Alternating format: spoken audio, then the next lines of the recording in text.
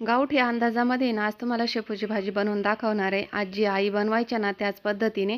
तर त्यासाठी ना मी शेपूची भाजीचे 2 जुड्या आणल्या होत्या. त्या चांगल्या निवडून स्वच्छ करून घेतल्या. त्यानंतर बारीक चिरून घेतली आणि 2 पाण्याने ना स्वच्छ अशी धुवून घेतली. अजून काय मळ्यामध्ये शेपूची भाजी नाही आहे, ही मार्केटमधूनच आणली आहे मी. त्यानंतर आहे ना कढईमध्ये तेल गरम करून घेतलं. आता तेलामध्ये ना भाजी टाकून घेऊ. सुरुवातीला आहे ना भाजी भरपूर अशी दिसते, पण भाजीचं कसं असतं ना, कढईभर भाजी असते, हलवता पण येत नाही, पण नंतर आहे ना ती थोडीशीच होते, पुरत पण नाही, असं असतं भाजीचं. तर असं चला आता आहे ना भाजी चांगली परतून घेऊ आणि तेलामध्येच परतून घ्यायची आहे. पूर्ण पाणी तिचं अंगचं पाणी जे सुटलेलं असतं ना ते पूर्ण पाणी जळेपर्यंत आहे ना आपण आता ह्या पाण्यामध्येच आहे ना भाजी परतून घेऊ चांगली. ह्या पाण्यामध्ये जर भाजी शिजली ना खायला खूप छान लागते.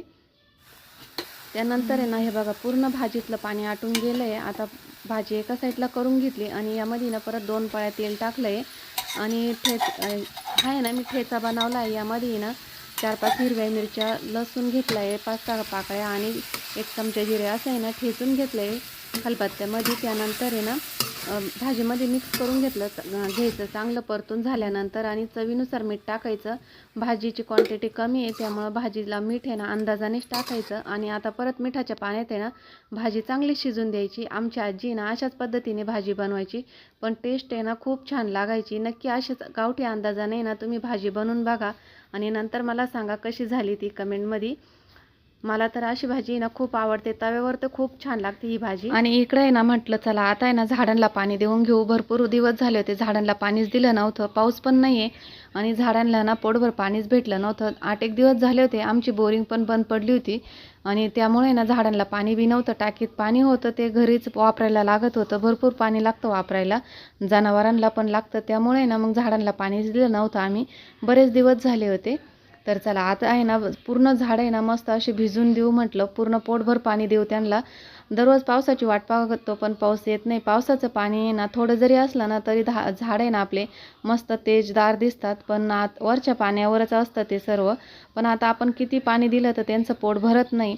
तर असं चला आता आहे ना सर्वच झाड आहे ना पूर्ण असे चिळबिळीत भरून घेते, म्हणजे आहे ना परत 8-1 दिवस पाणी द्यायचं टेन्शनच नाही. आणि झाडं बघा किती छान झाले. मी कटिंग केली होती, कटिंग पूर्ण आता फुटली ती. इथं आहे ना डब्यामध्ये मी मोगऱ्याचं झाड लावले, त्याला पण खूप छान फुलं यायचे. छोटंसंच झाड आहे पण खूप फुलं यायचे. आता यायला बंद झाले त्याचे, आता नाही येते पण पहिले यायचे. आणि इथं एक लिलीचं झाड आहे, ते बघा एकच फुल आलं आहे मस्त त्याला आणि पिवळ्या कलरचं बी, पण त्याला काय अजून आलं नाही फुल. पण ह्या झाडाला आहे ना आलं एक फुल सफेद कलरचं. आणि इथं आमचा डॉन बघा, आम्ही जे काम करत असलो ना ते काम करायला त्याला यावंच लागतं. आणि इथं बघा मस्त आपलं कुबेराचं झाड आहे ना खूप छान फुटलं आहे, खूप मस्त झालं आहे ते.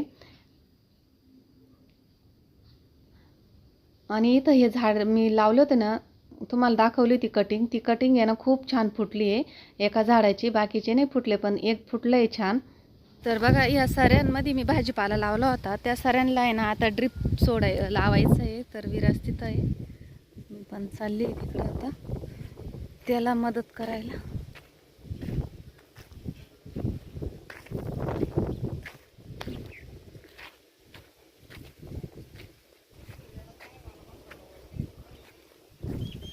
कश काय लावली ही एक?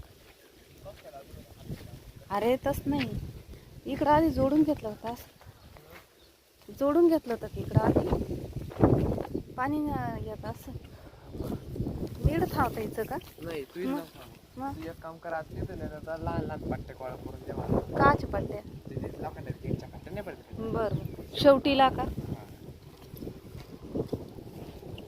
अरे त्याच्यात लाकूड घालायचं ना, पट्टी दे बाई. ती त्याच्यामध्ये.